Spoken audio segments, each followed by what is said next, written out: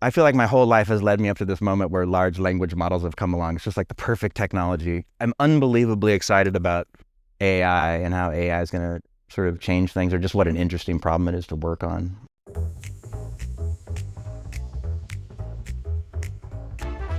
I was just super frustrated that we were still living with all these technological choices that we made in the 90s. Even though we had stopped going to print, we still, to this day, have workflows that act as if we are going to print. That was a pretty radical idea at that point, that a publisher would be controlling the software that other publishers were using, including, like our major competitors.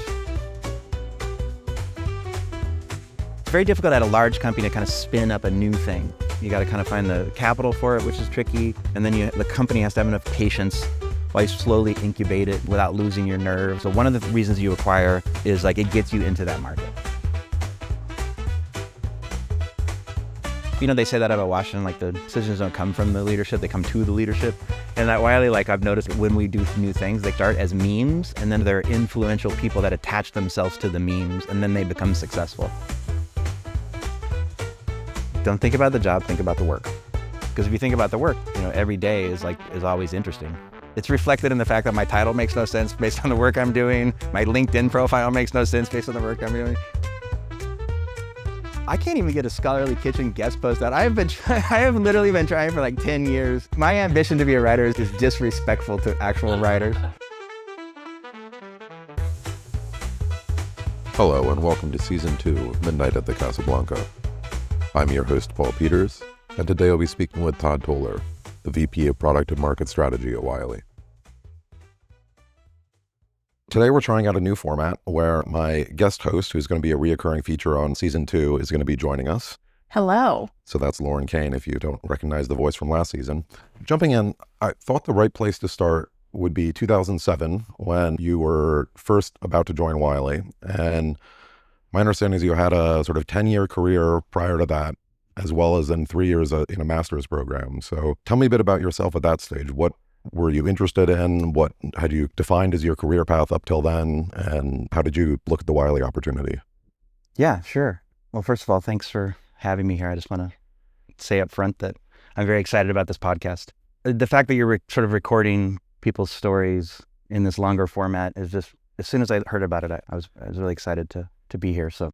And we're very excited to have you, especially you can see we required two of us to have you on the shows. Yeah, I think we could start in 2007 when I joined Wiley, but to set that up, because I started at Wiley as the director of user experience. But before that, I moved to New York because I wanted to be a writer.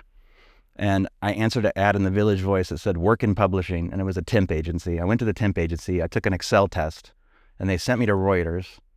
And I worked in kind of the bowels of the corporate finance department, and I never left. I just kind of worked through 7 or 8 jobs at Reuters until my last big project was implementing Siebel CRM. It's kind of big enterprise SaaS project where I was trying to get a bunch of Wall Street salespeople to put their data into the CRM system.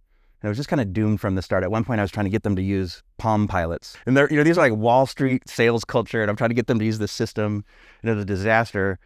And I ended up getting laid off from Reuters. They had made a bunch of reductions. And I used my severance money to go back to NYU, and I studied instructional design and ed tech at NYU in the master's program there.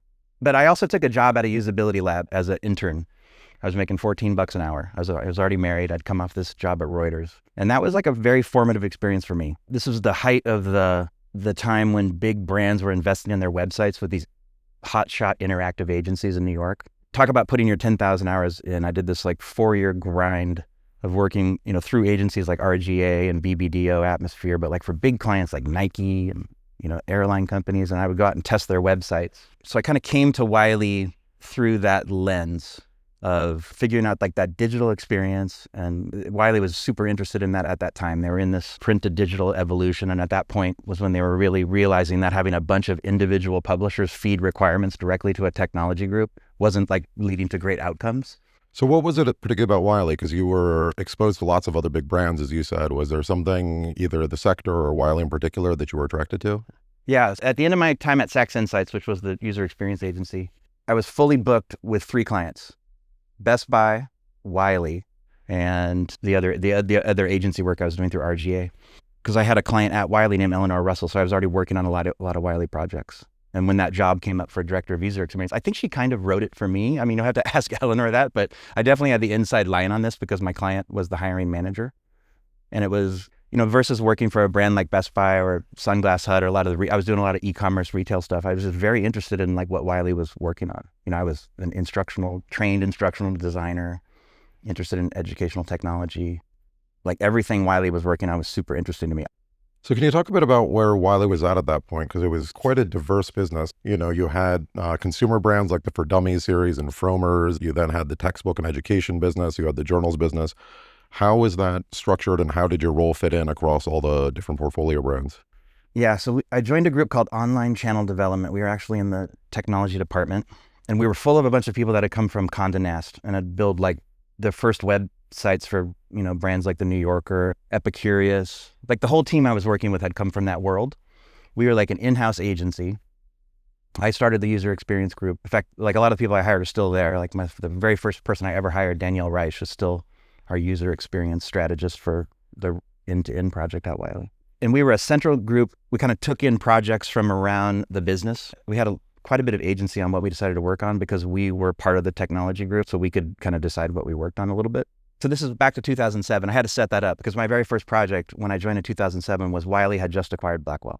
This was right after I left, because I left in 2006, right before, I was at Blackwell. And so I'm curious what the Blackwell integration was, or if you felt that post-acquisition bump. Absolutely. Like that. And that was my first project, because Blackwell had been using Adapon, ironically. With Blackwell Synergy was on Adapon. And Wiley had their own platform called InterScience, which they'd acquired this literally rocket scientist from Korolev, Russia, which was this firm called TES. I can't remember what that stands for. And they were building InterScience out of London, out of this office in Ealing. And my first job was called artlessly Combined Platform, because we couldn't do a deal with Georgios, but we had to move Blackwell onto InterScience. From the beginning, that was kind of like a problem. A lot of people at Blackwell were really happy with that platform and felt like they were going backwards in certain ways. And it was just kind of an epic migration to kind of merge these things into what became Wiley Online Library. And that was my first project. Like we designed that interface. I learned a lot about those platforms and the kind of like how those platforms were positioned and the strengths and weaknesses of those platforms like during that project. So what was the ambition of the Wiley Online Library? Was this to be the only platform Wiley was using for scholarly content? Was it meant to ever be used by other publishers? No, it was definitely at that point, Wiley only. It's interesting, if you go back to that period of time, those platforms are really positioned as kind of, these electronic resources for librarians. And I think we mistakenly had the perception that librarians really cared about the platforms and all the features on those platforms. It took me a while to realize that libraries were basically recataloging all of the content in their own discovery systems. And when you started to analyze the traffic data, like people were in and out of those platforms, like where's the PDF? Didn't even really notice that they were on the platforms. A lot of the traffic coming across anonymous IP connections. But the assumption was that those were important platforms, that their search was really important, that their functions were really important. There was a lot of demos to editors to try to, when you were pitching to societies about the functionality of the platforms. I used to go on lots of society pitches and talk about the journal homepage and the attributes of the journal homepage and things like that. So it's funny now that Elsevier has discovered that Science Direct is kind of a sleeper asset, that a lot of the people that use Science Direct didn't even know that it was just to contain the Elsevier collection. They thought of it as a broader, more general resource. And it's interesting that Elsevier's kind of doubled down on the Science Direct, but I think for the most part, those publisher platforms play a valuable role of the publication having a branded context online. But as we all know, like most of the discovery kind of goes through different kind of aggregated pathways. But do we really know that? I mean, I agree with you that there was this notion of the destination site back then, but I feel like I'm not sure as an industry we've kind of gotten away from that users don't care about the bells and whistles on a specific platform, that they just want to get at. Yeah, I think that's true, but I that's why I said that, I think that it's about the branded context, like the publication has a home online. And also that's where the publication can intermingle with other things that the publishing group's doing or the association's doing, like other kinds of content. That was one of our first challenges with Wiley Online Library was like we very quickly outgrew the one-size-fits-all template where all the societies had to share the same kind of web template. That didn't work. That worked for Science Direct only because they also used Adapod for their society business, and they still do to this day. But one of the first things we did with Wiley Online Library was create this concept of hubs. Like each imprint or each society within Wiley Online Library would have more control over their publication experience. So I worked on a lot of projects like that. But just quickly back to 2007, my other big project was I was working on the adaptive learning version of Wiley Plus, and I worked on dummies.com. And so I had all three projects at once, and I was working kind of around the business on it. And recently I started working across Wiley, over the last 3 or 4 years again, after a long period of just being in research. So it's kind of nice to get reconnected with the other parts of Wiley. Did your role at that point encompass both the products that Wiley was building internally and the third-party vendor systems you might have been using in peer review or any other parts of the process? I didn't have much to do with peer review or the journal systems at all. That was kind of, the editorial offices have direct relationships with the vendors, Scholar One, editorial manager. We still always used a wide variety of systems. Was there any discussion at that point about developing an internal peer review system? Because while the hosting platform is clearly the main interface to readers, all the authors, editors, reviewers who are a core part of your audience are operating inside the peer review systems. And was that not thought to be a core part of your differentiation? Not until open access. Open access changed everything. Because I think, Jay Flynn likes to say that up until that point, authors were the grain that we fed our cattle. So it was like a supply. We treated it like a supply chain. And I think that's not just Wiley. That's everybody, let's face it. And then open access, suddenly, we were very influenced by PLOS at the beginning. When we launched the first Wiley open access titles, which I was working really closely with Rachel Burley at the time to launch that first. And actually Liz was very involved in that too at that time. We started to notice things like article level metrics, like trying to tell an author, how much their article was downloaded, which at the time was like an insanely difficult thing to do, the way we had set up the technology infrastructure. So it started with that, just kind of thinking about the author experience, starting to analyze like how much time they were spending on a submission and realizing that was insane, basically, and things like that. But then I think the real pressure on those systems has built even more because the business model demands this. I mean, you must have learned this at Hindawi with Phenom. Like you're also trying to take payments, and you're trying to manage transitional agreements, and you're trying to figure out which manuscripts are mapped to which TA environment, and that class of system, quickly became a problem. But that kind of built over time with that realization that the author was the customer, and that I don't know when was that, when open access starts picking up steam in 2010. Yeah, something around there. I mean, Hindawi fully flipped in 2007, but it was still quite niche at that point. And I think the big scale up in volumes started to be Biomed Central was acquired in 2008. And so I think by 2010, 2011, the large publishers were launching OA journals and really kind of waking up to the model. Do you think the focus on author experience led to the user being looked at differently at that time as well? That the experience of, a researcher as author, as reviewer, as user, like the different sides of that identity were being unpacked more? Yeah, definitely. Which was a good moment for me because I was a user experience person.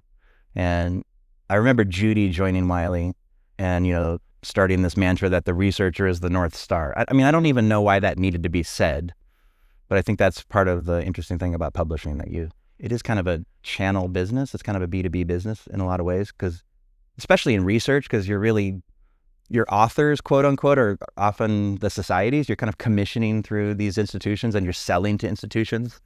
And it's really easy to forget about the user in that. But after trying a number of attempts to improve the user experience on both the distribution side and the author side, you start to realize that there's a lot of hidden laws of nature in the business. There's all these rate limiters in what you can do. And the reason I say this is, like, for instance, when I first started product managing Wiley Online Library, I spent a lot of time thinking about like the pay-per-view conversion, which is a very small part of how journal articles are monetized.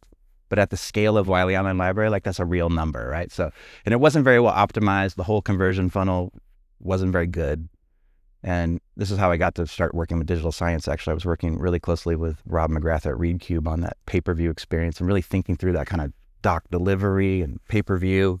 And then you realize, or even the way like ads are sold on the platform, or users are engaged on the platform, or trying to get users to log into the platform. and all of those kind of things that you would think about coming from the e-commerce world that I had come from. And you realize there's lots of like ceilings kind of baked into the process. Like for instance, you can only collect so much pay-per-view money before you start interfering with some other sales model. That's a perfect example of the way the institutional sales are going, or you can only sell so many advertisements on a journal article before the phone rings from Max Planck saying, why am I subscribing to this and looking at ads? And I started to find all of these like hidden laws of nature. It's funny to watch people come in from other industries and have to kind of, and you don't want to be the person that's been around a long time and kind of like shoots down everyone's ideas. That'll never work. No. Exactly. But at the same time, you're like, these laws of nature are real. Like they're like, it's the way the network is stable in a way that's kind of hard. It's proved to be very enduring, but it's also hard to innovate in a lot of areas that are related to this sort of direct user experience. Because you were working in that user experience group, what was seen as the primary user? Were you getting authors, editors, reviewers, putting them in front of a screen and testing it, or were you more focused on the B2B customers, the societies, or the Wiley internal users? It would really just depend on the project, I think, what the specific initiative was. Like, for instance, one of my early projects, which turned out to be not a great business idea, but I learned a lot, was called functional chemistry. Because, chemistry is always a power alley for Wiley. And we wanted the user to be able to search for chemical information on the platform, the kind of thing you would do through SciFinder. And we put a lot of time and energy into this, taking these articles and turning them into like rich chem informatics information and trying to figure out how to display them in the interface. And like I did a bunch of research with chemists, like how are they discovering things, and like what is their workflow, and how are they going from ChemDraw to their journal article. And then when they're reading the journal article, are they actually reading it, or are they just like jumping to the figures? And the reason that didn't work is that even in our power alley, like chemistry, we're still only a subset of the content, and most people want to do that across the corpus of the content. This is one mistake I think a lot of publishers make, is not being honest with themselves enough about like how they plug into the larger ecosystem. Like this kind of pretense that they're going to do all these things on our platform. And that functional chemistry was kind of an expensive lesson in that. So that kind of leads me into the next question I want to ask you about. Was in 2016, you gave a talk at APE where you were sort of lamenting the lack of progress in this industry and moving away from print-based models and PDFs and static documents, and you'd sort of compared it to online cupcake recipes that have really deep cut. No. Yeah, no, that's good. That have really embraced the potential of what the web can do beyond what a cookbook can do. Yeah. And back to what you were just saying about Wiley, even in its strongest disciplines, only being a part of the ecosystem. Do you think someone like Wiley could have pushed more innovation in the fundamental article formats, or do you think because of the distributed nature of the industry that no single player can really move away from the PDF article model? Well, the PDF in particular is a good example of like there's a first mover disadvantage to the person who tries to do that. It's funny. We have a new AI kind of genius at Wiley. His name's Andrew Jones. Well, he's new to me. He came to us through an acquisition, and he's working in our AI services team. And he's very influenced by this actor network theory. He's got me reading this. He's like French semiotician, Latour about actor network theory. And it was like, you look at the stability of the network and the human actors and everything in the network has its role, including the research itself. And through that lens, I started to realize that the PDF has a very important function in the network as kind of this portable, I think in actor network theory, they call it like the immutable mobile or something like that. After years of criticizing the PDF because it's lousy web content, because it's an image-based format, it carries no semantic value with it. And it's kind of a terrible way to distribute knowledge on the mass collaboration platform of the internet. It's also has this incredibly important function that's portable, that users really value, and it really sort of props up the stability of the network. So there's a lot of complexity to all of those questions, and if you look at them like too reductively as a technologist, you kind of miss how the whole thing is functioning. And I'm just recently starting to kind of understand that. And I think when I gave that APE talk in 2016, I was just super frustrated that we were still living with all these technological choices that we made in the 90s. Because if you think about the history of these platforms, the web browser comes along in 1993. Journals are the first part of the publishing ecosystem that goes digital, because libraries literally have a storage problem. They're like, please quit sending us these journals. We are not going to build another wing of our institution. JSTOR starts shipping journals on CD-ROMs in 1995. Science Direct was launched in 1998. I think Wiley Inner Science was launched in 1999. Like this is when all these choices were made about PDF as a distribution platform, distributing them to libraries without any DRM, because that's the way libraries have always kind of accessed their content. IP access, which is a kind of a terrible way to do authentication. But most importantly was that even though we had stopped going to print, we still to this day have workflows that act as if we are going to print. We still literally take the Word docs, move them through these editorial systems, ship them off to the typesetter. They get laid out in kind of a fancy version of InDesign, make the PDFs, then turn them back into XML or JATS, and then finally put them on the distribution platform. And in that process, you're like flattening the richness of this content at the same time that, you see data scientists starting to share computational notebooks with their code right in the format that they're sharing their article. And you could just see that this was a major problem. I was really influenced by the startup at the time called Standard Analytics. They were epidemiologists, and they had built a GitHub-influenced research collaboration platform. And their format was scholarly HTML. It was a native HTML platform, and then they would enrich the HTML with all the semantic information from the paper in like JSON, LD, kind of linked data. And the idea was that all the actors, like the peer reviewers and the proofreaders, everybody would be working directly in the web content, and it would just stay in the platform. And then, you'd make a PDF at the last minute. And that just seems so obvious to me. Like, why aren't we doing that? That's actually started a project at Wiley called New Journal Workflow, where we were going to retool the entire thing. We even hired Standard Analytics to help us at the beginning. And ultimately, that project kind of got componentized into various little parts, which became ultimately the Research Exchange 2. The new submission system we have that does a better job of taking Word docs and converting them to digital files was part of that effort. But that's an unfinished project. I don't think the industry has advanced much on those infrastructure problems. And quite honestly, I think it's because of open access. What we've mostly been talking about business model evolution since that time. And open access kind of sucked all the air out of the room. And I think hopefully this is a time we can get back to that conversation. So another thing in 2016 that was pretty major for Wiley was the acquisition of Adapon. Can you talk about why Wiley decided at that point to acquire Adapon? I mean, you had Wiley Online Library, at least that was your sort of core platform. Was this an intentional move into becoming more of a service provider for other publishers, or was this more about your internal use? It's a great question. I worked really closely on that because Wiley Online Library was my product. And it was Wiley Online Library was really expensive at that point. I want to say like we were spending probably like 10, 12 million a year in internal development on the platform. And I think we still longed for Adapon, especially on the Blackwell side.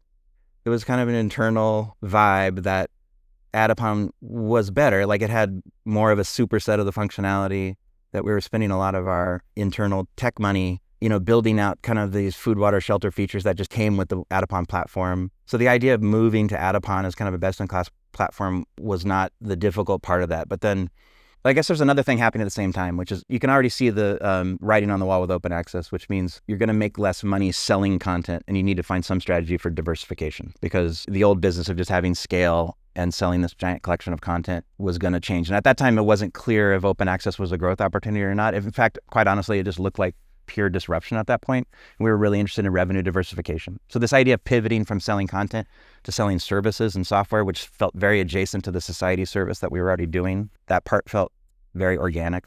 And then we wanted to use Adapon, and we were really worried that it would go to private equity, because I feel like Highwire had just gone to private equity, and the problems at Highwire had already kind of started around then. Maybe that was what I was trying to say. We had already kind of decided to go to Adapon as a commercial client internally. Like we'd already kind of lined up on that. There were quite a bit of savings to do that. We thought we could have a better platform. We thought it'd be a better solution for us.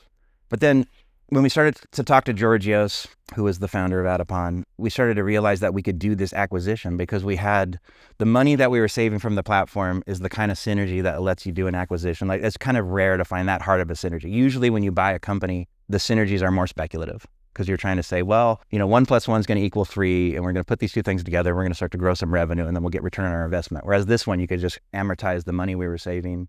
It allowed us to do the deal, and it allowed us to use the platform. So that was the easy part. The hard part was that was a pretty radical idea at that point, that a publisher would be controlling the software that other publishers were using, including, like our major competitors. Yeah, I remember at that time there was quite a bit of shock in the industry about Wiley acquiring it. And the message you were putting out on the market was that we are going to keep this very ring-fenced away from Wiley, and we're not going to be dipping in and looking at your private usage data and everything like that. So how did you structurally manage that acquisition and sort of running it beyond the acquisition? Well, it's funny because I just recently looked at the original investment case, and we thought some publishers would leave. We didn't think every publisher would stay. So we had like built into our financial model, we had thought that we would lose customers. We ended up not losing a single customer. And I think part of it was what you were saying, was like getting everyone comfortable with the fact that we were running this separately from Wiley Publishing, and that internal firewall was real, that we weren't going to use it as some kind of strategy to get insights on our competitors. And I mean, that's definitely the case because these things are run separately.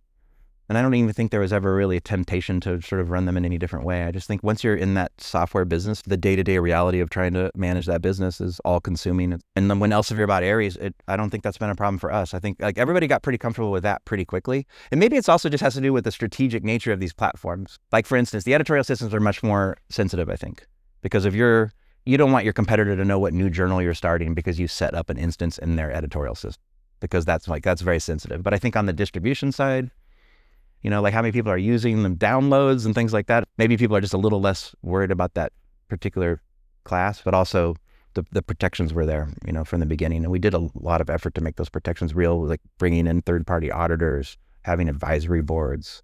That model's been used by all the other publishers, by the way, that have done these kind of deals. And I think you bring up a good point that this really kicked off the industry-wide discussion. Again, this is kind of commonplace now, but it was novel at the time of how do we feel about you also being one part publisher and one part service provider. And, what does this mean for the sanctity of data? What does this mean for privacy, from one user base to the next? And I think people weren't sure at the time how they felt about that. I mean, initially there was some consternation, but as you point out, people quickly got comfortable with it, and then other publishers followed suit. I think the main reason is, I like to use this analogy that if publishers are like airlines, like we're competing on a few routes here and there, but we don't all need to have our own like baggage handling facilities and our own airports. So like there's a lot of shared infrastructure. I think that was one of the lessons of, when I ran Wiley Online Library the first time, is like there's a lot of inefficiency in these duplicate infrastructures. And when I've talked to other publishers about literatum, the boring things like the botnet attacks and keeping the platform, up to date with the latest accessibility standards, like those kind of things, everyone has the same problems. It doesn't make sense for everyone to build those independently. And I think that, like from the beginning, that just made a lot of sense to people when I talk to people about that. For instance, I talked to somebody like Elsevier. Like we have a very complicated relationship with Elsevier. Our content is in Scopus. Our content is in Novel. They use Literatum. We use Aries. And I think it's fine. At the end of the day, this is a pretty small market. And our threats are almost always from outside. They're always attacks on the system of peer-reviewed journals themselves. And I think STM publishers ultimately understand that. So after the acquisition of Adipon, I imagine there was a phase where you were involved in migrating Wiley off Wiley Online Library onto Adipon. I'm just kind of wondering how your role evolved in the post-Adipon world, because I guess you didn't directly have Wiley Online Library as your sort of core focus.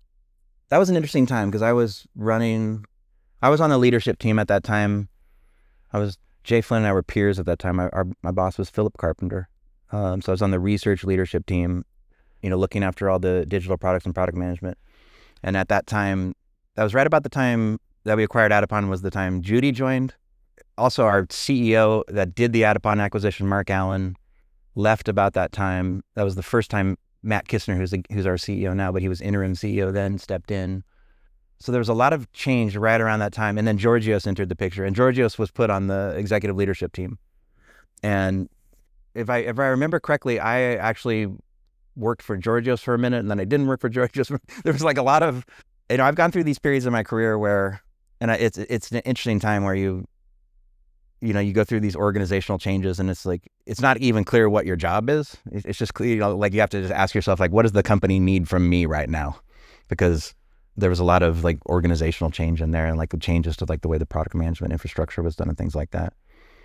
And I kind of went into this phase of my career where I started to do a lot of strategy and acquisitions and work on special projects I've done that I did that for like 5 or 6 years, and now recently I'm back to running the product management group again, and really working on the product tech operating model, the roadmaps, what we're spending our technology dollars on, and like that's my day job now. But I would say for the last 6 or 7 years, it's been kind of a unique job, and also doing a lot of like industry collaboration things. So around that period, I guess around 2021, 2022, Wiley made a number of acquisitions. Hindawi was one, but that was more on the publishing side initially. I think that was seen less as a product tech acquisition. But then there was Knowledge Unlatched, eJournal Press, J&J Editorial. And my understanding is you were involved in some capacity in a lot of those acquisitions. Was the strategy there to build on the services business that Adapon had and add additional things you could sell to other publishers and societies, or what was the thinking on those acquisitions?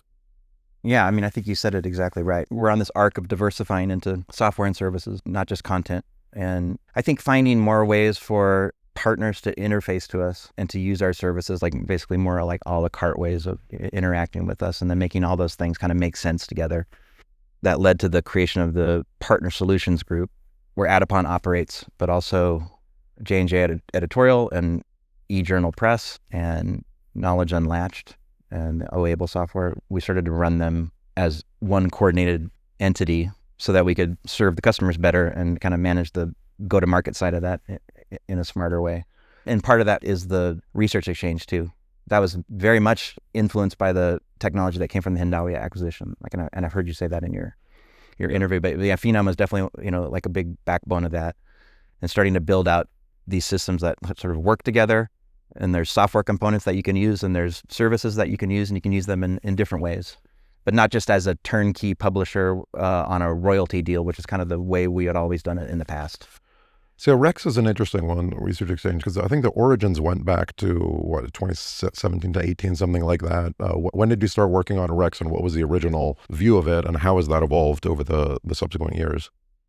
It's a good question, because it started, like I said, with the new journal workflow project. We were really going to build a whole new journal workflow from scratch, with the digitally native content. I think we're still doing that, but we started to chunk it into like more manageable size pieces. And Rex submission, which had nothing to do with Phenom, and like that came out of that early Wiley new journal workflow, and that was basically the author experience. I think our first priority was to control the author experience, and by saying control, I mean to improve it. Let's be honest. Like we didn't really want our authors interacting too much with those editorial systems and the complexity of those. It was much more acceptable to let editors work with those and people that were like deep in the inner workings of the journal, but we were kind of trying to make our author experience more seamless. So the Rex submission portal was started as a standalone thing, and now we've got 1,300 journals on it, and some partners are using that. And then Rex screening is the next module, where we started to build our research integrity AI into a screening portal, and now we're launching Rex Review. So it's got the three components, and that's, like you said, that's been part of a larger end-to-end project of retooling a lot of the back-end stuff too, like in the author services and like the payment systems. And we had to do this because the business model complexity of things like transitional agreements. We had outgrown our older infrastructure, and it just was creating kind of an administrative nightmare to try to manage the business on the old tech.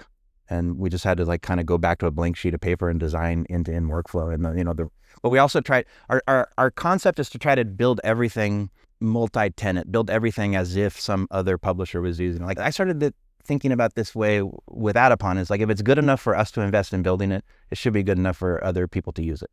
And that's just kind of a rule of thumb. And we started to try to figure out, like, how do we build that discipline so that the whole publishing company is a platform. And I think like we're still in that phase. Like that's a difficult transition for a content company to start to think like that.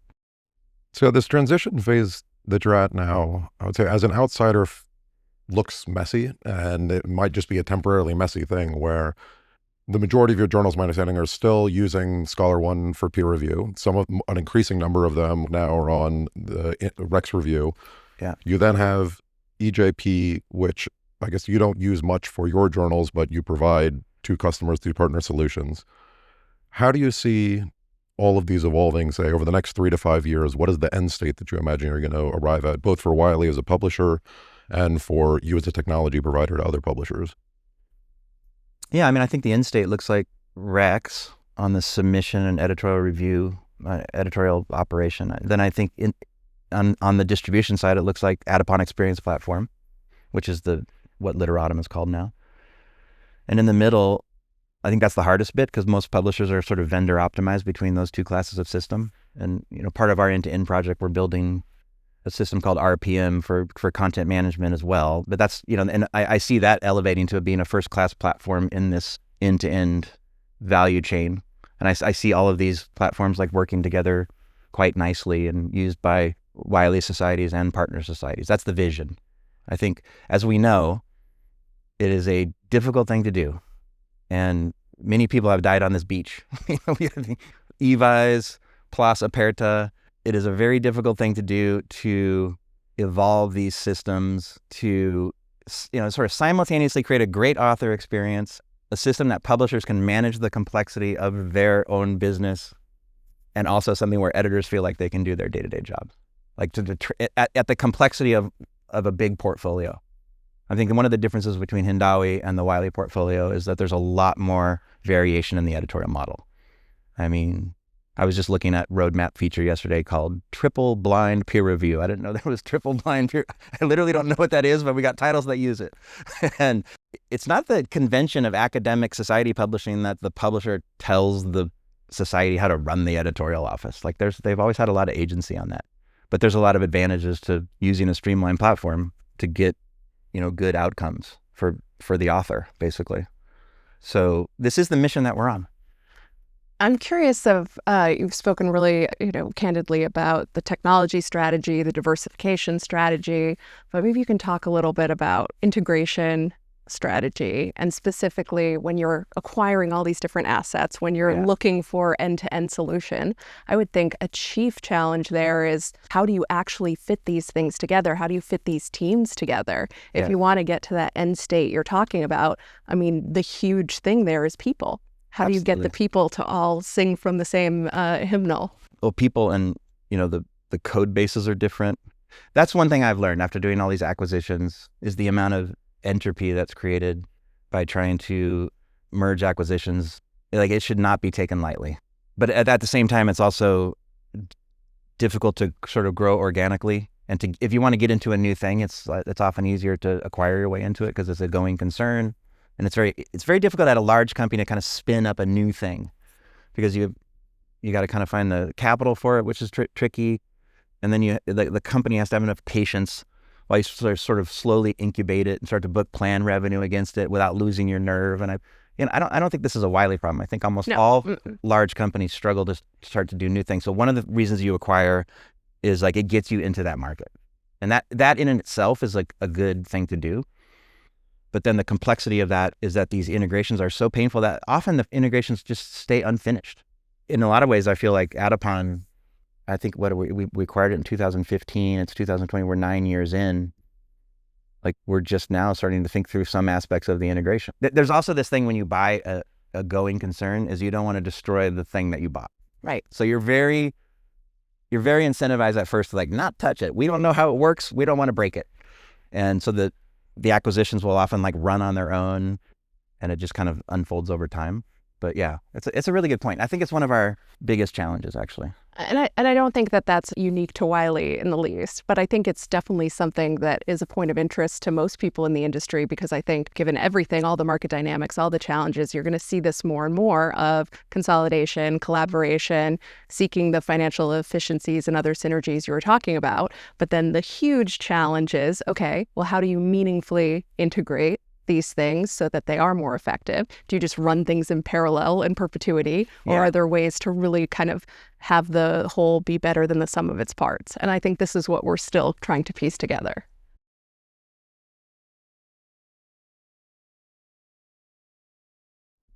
Yeah, I think that's totally true. And something like EJP is a good example of, you don't want to hold a lot, we're not a holding company. We don't want to hold lots of little businesses and kind of like run them as their own thing and like kind of report them up as a portfolio company. We buy things because at least we have the intention that they're complementary to what we're doing and we can add value to them. And I think when I look at something like EJP, it's only got 6 or 7% of the market, but the customers that use it are very happy with it. And they're very dug in on customization. And it's very stable. You know, it was a good acquisition for us. It was a good financial acquisition for us, where we have very complementary skill set in terms of taking care of the societies that use something like EJP. And we'll be very careful with it. Even though like it's an older code base, it needs to have its dignity. We'll continue to invest in it. We'll continue to run it. But like at some point, Rex is going to be better than EJP. And, you know, we hope to use the carrot approach, you know, like that Rex will just be attractive and people will want to use it. And like that's the theory under which we do those kind of acquisitions. So how do you manage when you've got something like Rex, which is both very important for Wiley's publishing business, and there's going to be Wiley specific priorities and features that need to be taken into account. But then as you get other publishers using it and you're trying to align all those needs, that seems like a real product strategy challenge. Yeah. When you've got these completely different set of stakeholders that all have their own wishes and desires that need to be catered to at once. What you just said there is the thing I'm thinking the most about right now. And not so much Rex, but especially on the Adapon side. Because like one of the real value props of Adapon is the ability to customize it. And a lot of the bigger customers have their own dedicated teams, actually, of engineers that work in their own dedicated environments. And that was a really important way to grow that Adapon business, because I think Giorgio's figured out, you know, the Adapon leadership pre-acquisition figured out that publishers actually want to customize. They have a big appetite for it and will do it if you can provide them the right environment to do that in. But the challenge becomes, you know, how do you push out benefits of the core platform? Like, how do you get people that sort of take the updates and take the release of the core platform? And that's something I'm thinking a lot about right now. And I don't think it means removing the flexibility to do customization. I think of it more like for instance, Adapon, you use something called Page Builder to go in and configure your site. It's like the back end of the web CMS. It's one of the great things about Literatum, now AXP, is that as a production task, you can go in and do a lot of customization on your site. That kind of customization is great. I want to give you the tools, the APIs to do your integrations. I want that to be the product layer that we manage. I don't want the customer's website to be our product. And I think finding the right architectural balance in that, so that you're deploying the sort of flexible layer that people have lots of flexibility at the production layer to do things with, like that's basically the vision, although it's extremely hard to do in reality. But I think we're close to that. Like we've done a lot of thinking about how to do that, and like going further with that is the future of the roadmap. When you look at the people that have thrived within Wiley as an environment, and there's lots of people that have spent the bulk of their career there and really find it a good environment to work in. And then there's others, I think particularly that come in through acquisition, that find it a very frustrating place to work. Yeah. What would you describe is either the personality characteristics or kind of what makes somebody a good fit at a place like Wiley?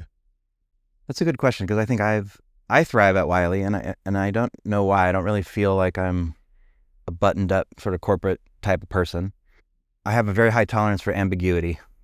And especially in a business like this, where you're at a company is always in pursuit of stability and predictability. That's kind of what companies do, especially public companies. The people that do the best at a company like Wiley, and I'm sure this is like the other houses, can kind of live in those two worlds. And you can, in your day-to-day job, you can look at very unclear problems and very unclear statements, but still kind of map them back into the language that like corporations can understand, and corporations can do things like allocate their capital, you know, and like that sounds really like basic, but it must be different than whatever it takes to be an entrepreneur. And I guess there's also a degree of consensus building that's incredibly important to get anything done. You know, I used to have this feeling at Wiley that like the decisions don't really come at the top. You know, they say that about Washington, like the decisions don't come from the leadership, they come to the leadership. And at Wiley, like I've noticed, like when we do new things, they kind of start as memes, and then they gather influential people that attach themselves to the memes, and then they become successful. And if you're the kind of person that can take an idea and then build a lot of support and consensus for it with your peers, you do very well. And I think that's probably a slightly different skill set than being a founder, I guess. I don't know.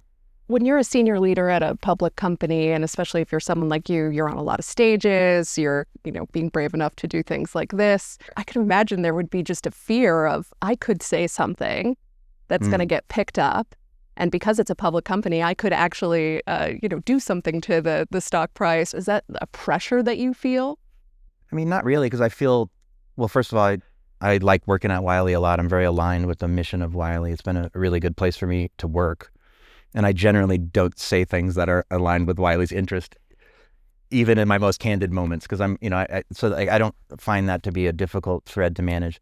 But I consider myself to be part of this, this scholarly publishing community. So that's also like another affiliation. That's why I like this podcast. That's why I'm here. Like we're a community. We're kind of a larger, broader family, and I think it's super important to talk honestly about like what our challenges are and the complexity of this, so that we can basically get things done and solve challenges. Wiley's an open place. We tend to actually to commit to ideas. Like I would say of the big houses, we really committed to open access. We were just all in on it, and we're a mission-driven place, even though we're a public company. We're still family-controlled, and the family has a lot of influence in the culture. That's one of the reasons I like it so much, and I feel comfortable representing it and talking about it, even though I'm not here to be the spokesperson. Can you talk a bit about your role as it stands at the moment? Because my understanding is it's sort of shifted over the last year or two, and what is your remit as it stands today? Well, right now I'm running a group of product managers for the most part. We also have the UX function, and we've basically consolidated product managers for all the core platforms as part of a new product tech operating model, just to raise our game in product management, just to get better at having outcomes-based roadmaps, making sure everybody understands what the product roadmaps are. Like I was starting to notice that there was a real disconnect with the way we talked as a leadership team and what was actually happening with the products. And I think, I want everyone to understand like what's coming in the next release, like what are the big features in the next quarter. We started having quarterly platform reviews, which are parallel to quarterly business reviews, which we've always had at Wiley, where the product managers are accountable to come up and talk about their roadmaps, talk about their competitive position with the other products, talk about their customer-facing release notes, like what did you ship that customers actually noticed? How much of every dollar did we spend, got eaten up with defects and bugs versus things that customers notice as value? So really trying to raise the product management game. That's been my current mission. So I'm doing the product management of Research Exchange, and the end-to-end is under me, as well as recently Adapon. But anything that has to do with the core platforms for the publishing company. And from a product perspective, is it a unified strategy and roadmap that cuts across something like Rex for Wiley's internal purposes and then Rex as a solution for other publishers? I mean, how do you manage having systems that you are an important customer for, but then you also are hoping to have other publishers as customers for? Yeah, I mean, the idea is that we have, like I said, we want to design a publishing infrastructure that we use that is a platform for others. We want to invite other people in to sort of share that scale. And I think it's not about Wiley's needs versus customers' needs and like seeing those two things as competing tensions. I don't really see it that way. Like Wiley is so large and diverse, because when I say Wiley, I'm really talking about 850 societies plus another 200 or 300 publishers that are using platforms that are not part of our publishing. Like it's almost like the entire publishing ecosystem in one data set, if you want to think about it that way. So what Wiley needs is a superset of what everyone needs. And I think, but within that, there is a priority. For example, if there's a large society or other publisher that's looking at one of your platforms and they're doing an RFP process and they have some requirements that are important for them, if you're a pure play technology company, say like Silverchair of Scholar One, you might assess that and say, okay, we can rejig our prioritization and roadmap to win this one customer. I imagine it's more complicated at Wiley because that roadmap is also serving a really big, important business internally. I think Adapon operates exactly like Silverchair in that aspect. It actually is a challenge not to over customize for each publisher for Adapon and Silverchair. Like to actually run a platform that's scalable requires like coordinating these roadmaps in ways that everyone can share, like kind of a common feature set. And you to succeed, you actually do have to minimize the customization. That is the product management challenge of those platforms. I don't think the fact that Wiley uses them is the important question. I think the important question is My new phrase I've been using is you got to fake SaaS until you make SaaS. Yeah, you have to start running the business and basically kind of wrangling in needs into common roadmaps that drive outcomes for customers in order for those platforms to deliver long-term value and to deliver like good cost of ownership for the customers that use them. Almost by definition, the customers that come to a platform like Adapon have already come from an environment where they had their own in-house platforms and lots of control. Everyone comes to a platform like Adapon or Silverchair already in the mindset that they want us to take a lot of the burden of figuring out which features to develop off their hands. And then they have a thinner tier of features that are very important to them to kind of differentiate themselves. And I think, finding like the flexible tool sets that lets each publisher get the level of differentiation that they need while still sharing from the benefits of the common platform value, like that is the product management challenge. It is a misconception to think that I'm sitting here thinking like, well, I got to take care of Wiley first. If anything, it's kind of the opposite, because Wiley's the only customer that doesn't pay cash. So you get into like, these are businesses, they have their own P&L, they have their own targets. I think it's interesting enduring that, 18 years with one company, obviously it's a job, and yet you clearly show affection for Wiley for this, mission and commitment. And I'm certainly not looking for you to kind of publicly disagree in any way, but I'm just curious, how much is there the Wiley strategy, the Wiley outlook for the market, and how much is there the Todd Toler strategy and viewbook? Is it widely synonymous, or are there places that you have deviations in what you see? Yeah, I guess I don't think about it like that. I just kind of grinding it out, day to day. I am team player to the core. Well, I just mean at my heart, I'm obsessed with research, And this started really early in my Wiley career. When I started working for Jay Flynn, after 2 or 3 years of a director of user experience, and then I took my first product management job working for Jay.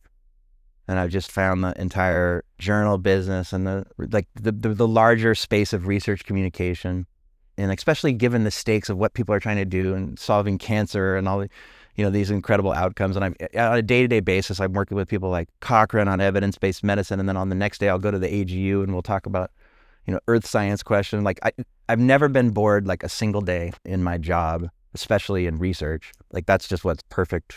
Like Hunter Thompson had some quote said the reason he got into journalism is that he learned something new every day and he didn't have to get up in the morning. But I have to get up in the morning. That's the only difference.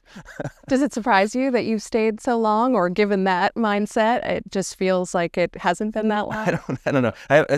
When I was 21, I was going to the University of Washington. I was working in the restaurant business, 21 years old, dinner server at this restaurant called Palomino's. And I stayed there for like 8 years.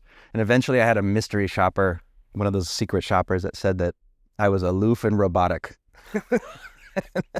And then my manager said, maybe you should go out of your thing. So I have a long history of staying at one job. How is that not your LinkedIn headline? I would just want to wear that.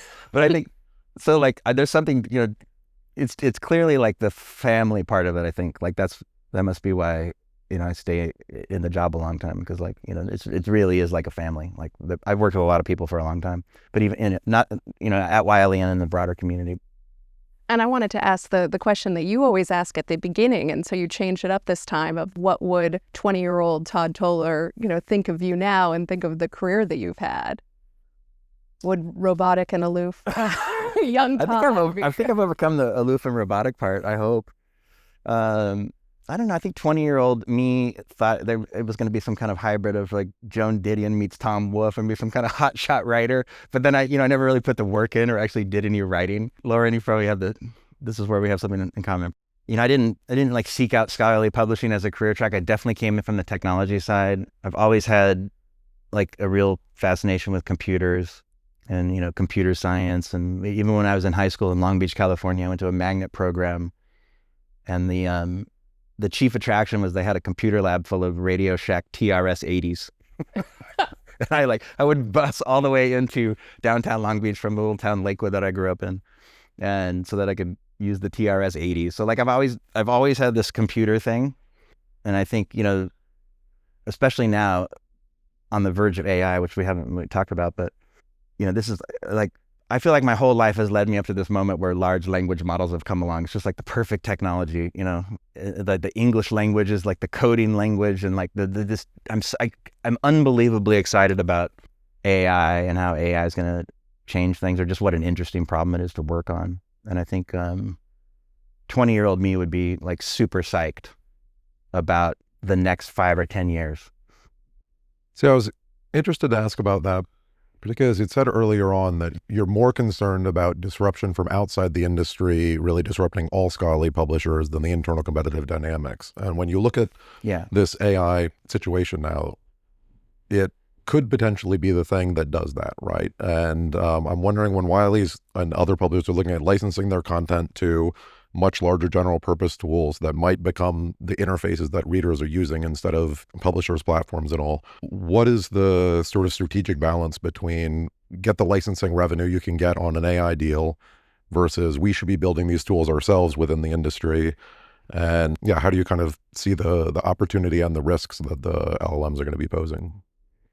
That's a big, gnarly question. I think we are already sort of exiting the phase of thinking about the kind of pre-training of the big models and the licensing implications and whether publishers should do that or not do that.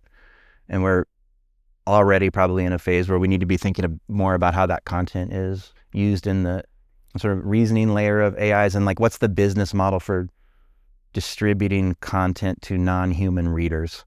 In Will's interview, he said that he thought of Silverchair as the headless CMS. Like, that's a really interesting way of thinking about it. But like, what does it mean to distribute content to machines? Are we going to be vectorizing content and choosing our embedding layer, and AIs are going to just be asking us questions, or are we going to distribute content in some other way? And, especially in the last couple of months with the rise of these deep research agents, and these are still pretty new. If you think about it, like only 2 or 3 weeks ago, you had to pay ChatGPT $200 a month to get access to these. But every day a new one's coming out. I think on my way here, I was reading about something called Manus. That's another super powerful kind of deep research agent. And if you start using these things, you realize how insanely powerful they are about the kind of tasks that researchers are doing. Like literature reviews would be a great example. And then you also notice that these deep research agents are completely entitlement unaware. They just completely skip traditional scholarly resources. If you look at their resources after they go off, like if OpenAI goes off and runs a report, it goes to ResearchGate, it goes to PubMed, it goes to a bunch of websites, but doesn't come to Wiley Online Library, it doesn't come to Science Direct. It has no concept of entitlements. It has no concept that the user using it might be at MIT with entitlements to a lot of great resources. How are we going to publish into this ecosystem where these agents are just clearly and obviously going to be major actors? I'm not even talking about the way they might be influencing peer review and the workflow of actually accepting and reviewing the content. I'm just talking about just that basic use case at the end, like the consumption is going to be increasingly agents. And we're still talking about chatbots. So it's like, it's changing so fast. So partly I think the challenge is, this business has an almost bizarre level of enduring stability, despite lots of technological change. And I know you've talked about this as probably one of the themes emerging in your podcast. What is it in this network stability that continues? I'm starting to think of like, how is AI going to affect that stability? And I don't know the answer, but. Do you think the solution is a publishing industry thing where you need to get working groups and come up with models? Do you think that's going to be inherently too slow? And by the time we've got the working group meeting, we've just been disrupted. I mean, how do you prevent publishers from getting really sidelined when the competitors are moving so much quicker and have so much more money? And what do you mean by competitor in that question? The LLMs and sort of large tech companies and things like that. I think publishers are often struggling to understand like what their adjacencies are, or like even what the business that we're in affords us to be able to do. And I'm not sure that the rise of LLMs and LLM applications is like a competitive threat. I think when these models first came along, LLMs, I thought of them as like Seymour, the plant from Little Shop of Horrors. They're just like, I'm just going to eat content. I'm going to eat the entire internet. Please feed me, please feed me. And then people would just ask the model questions forever. And Seymour's already ate all the content and no one ever needs any more content because the models will know everything. And like, that's clearly wrong. That's clearly not what's happening. In fact, the hyperscaling is already flattened out, and the AI researchers and the big tech companies are putting all their effort into the reasoning aspects of these models. Like, how are they using the reasoning tokens? And then also getting these models to do things like search the web and find other content and ingest that other content and build like reports.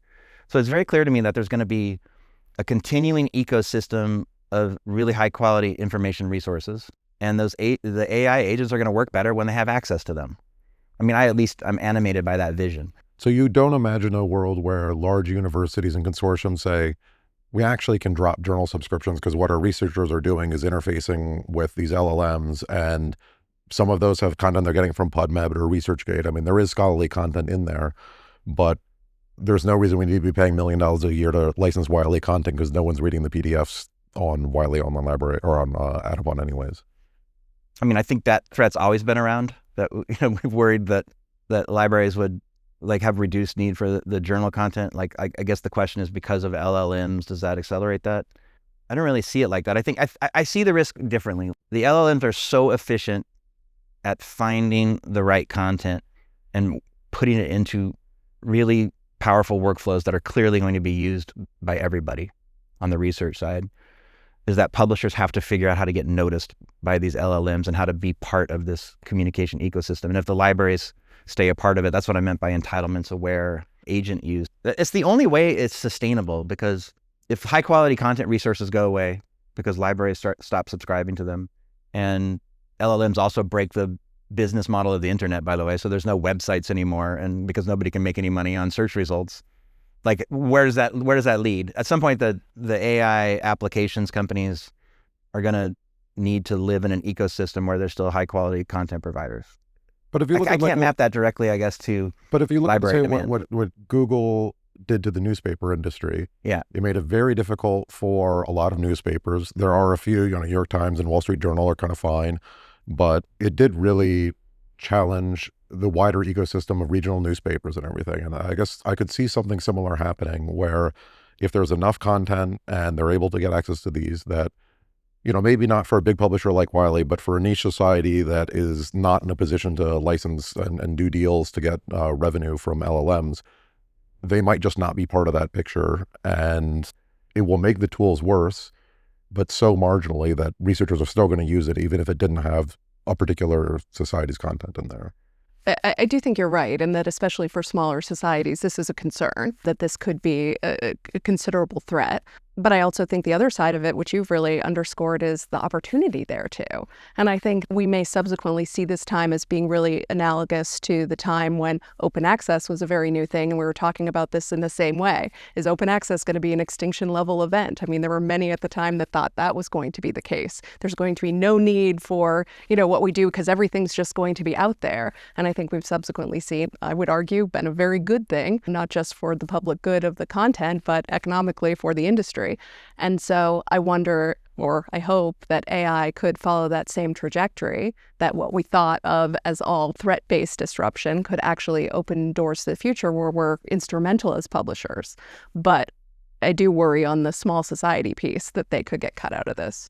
Yeah, I just don't see how a small society is even going to get a seat at the table to negotiate deals. And Well, you're looking at it through the lens as if the future business model is we're going to license for pre-training to LLMs. And I like I said, I think that's already gone through its at least first phase of evolution.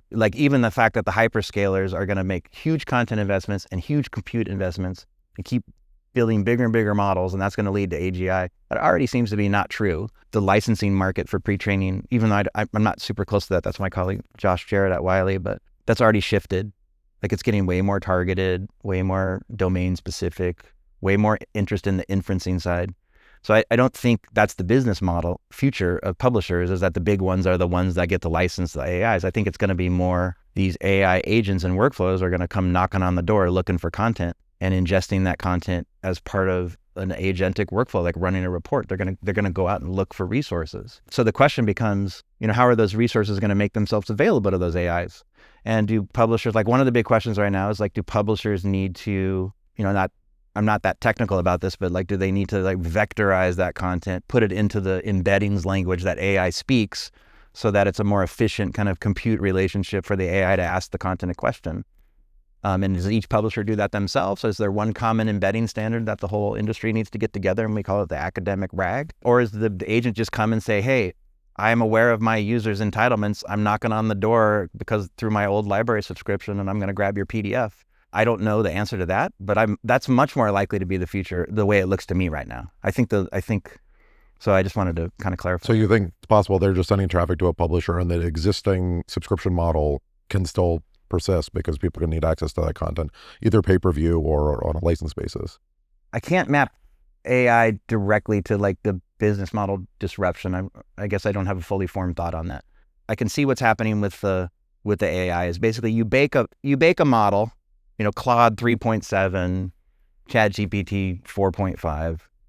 Only the big companies can do that because they require a lot of resources. But then once you bake that model, then people start wrapping that model in reasoning and useful agentic things that help people get stuff done. And that's the layer where the industry still survives, because these models are at the core, but these workflow layers that are wrapped around them are still going to go out and try to do tasks. And those tasks are going to look a lot like what humans were doing. They're going to want good, high-quality, peer-reviewed sources. Because if I look at an OpenAI deep research agent paper right now and I look at the resources, I'm like, I don't know if I'd be submitting this. Like looking at these janky websites this thing's looking at. Like, why didn't this thing know that I have a subscription to The Economist? Like, how do I tell, hey, ChatGPT, how do I tell you that I have a subscription to The Economist? Because I would like my deep research agent to go look at The Economist.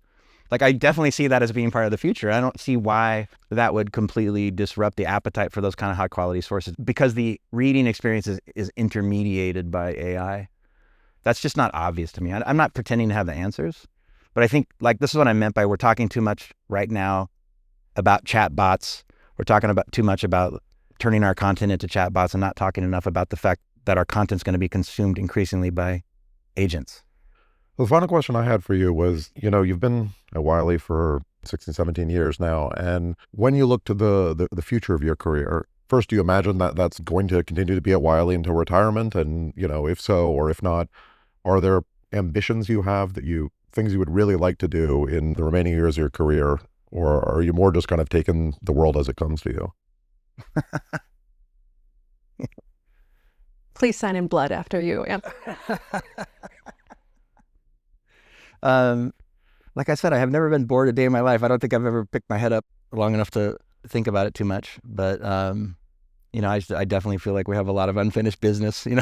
All of these things that we talked about today, to get back to this project of modernizing the scholarly communications infrastructure, so that it operates like the way it should on the internet as a sort of distributed mass collaboration project, and like, when I started at Wiley, we were somewhere in the print to digital migration, and here we are in 2025, and I feel like, maybe we're 10% further down the road, but like there's so much interesting and important work to do. And to answer your question, Paul, I think I say this a lot, is like I don't think about the job, I think about the work. And as I've been a mentor over the years, as I've become more of a leader and coaching others, and that's my number one piece of advice, is it's like, don't think about the job, think about the work. Because if you think about the work, you're just, every day is always interesting. It's reflected in the fact that my title makes no sense based on the work I'm doing. My LinkedIn profile makes no sense based on the work I'm doing, because I'm always just constantly, thinking about the work and thinking about like what needs to be done right now in this moment. And I just want to know, you kicked this off by saying that you initially wanted to be a writer. So I want to know if in that whenever post-Wiley era is there still a book in you? I can't even get a Scholarly Kitchen guest post out. I have literally been trying for like 10 years. This is like my ambition to be a writer is disrespectful to actual writers. This is why I like podcasts. I wanted to come on here because maybe I can say some of the things that have been pent up in my unpublished Scholarly Kitchen guest post. Fantastic. Maybe one day I'll finally launch an epic Scholarly Kitchen guest post. We'll just feed this podcast into Claude and we'll get your article. Well, that seems like a great place for us to stop. So thanks again for coming on. I think it's been a lovely conversation. Thanks, Todd. I appreciate you having me here. This is really a great thing you're doing. So it's funny, I've reached that age where I'm reading my friend's memoir, my neighbor in Miami, the memoir, and I was like, I wish all my friends would write memoirs, because like the conversations are gonna be so much more interesting now that I've read your memoir. And but I feel like these Night at the Casablanca sessions are kind of like that. Like I saw Damian Pattinson at the party on Monday night, and I was like, oh, I can't wait to talk to Damian. I know so much more about him now. So I really hope you keep doing this and kind of build this interesting corpus of like conversations with people in this industry, because it really is an amazing industry, like a fascinating industry. So thank you very much.